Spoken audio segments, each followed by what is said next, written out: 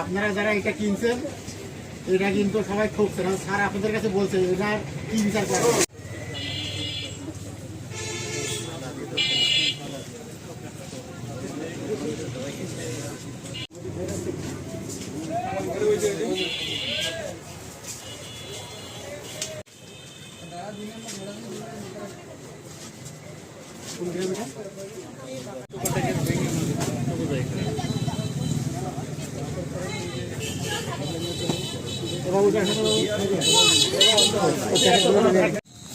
এই যে প্যাকেট খুলে ফেলেন, প্যাকেট খুলে ফেলেন, একটা কাঁচি নিয়ে কাটা শুরু করেন এক করছি।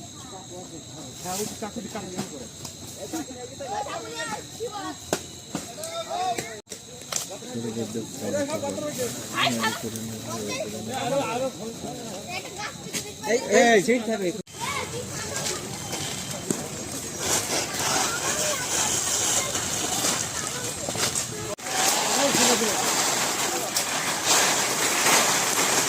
নির্দেশনা আছে যে প্রতিনিয়ত আমাদের বাজারে যে সারগুলো পাওয়া যায়, বিশেষ করে মাইক্রোনিউট্রিয়েন্ট, দস্তা, বোরন, এগুলোকে পরীক্ষা করার জন্য আমাদের একটা বরাদ্দ আসে প্রতি বছর।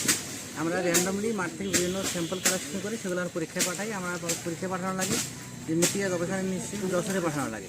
তো ওইখানে আমরা এই পরপর দুইবার আর কি, একবার পাঠালাম 5টা স্যাম্পল পাঠাইছিলাম, পরে পাঠাইছিলাম 4টা। এগুলো রিয়াংসি আমি আপনার রিপোর্টটা আপনারা দিয়ে দেবো। এখানে রিয়াংসি ভেজাল আসছে, যখন ভেজাল আসে তখন আমরা তাদের স্কুলে অবহিত করি। প্রথমে যেগুলো ভেজাল আসছে আমরা মিনিস্ট্রিকেও অবহিত করি, করার পরে এগুলো আমরা এই মোবাইল ফোনের মাধ্যমে এগুলো ধ্বংস করা হয় এবং তার জরিমানাও করা হয়।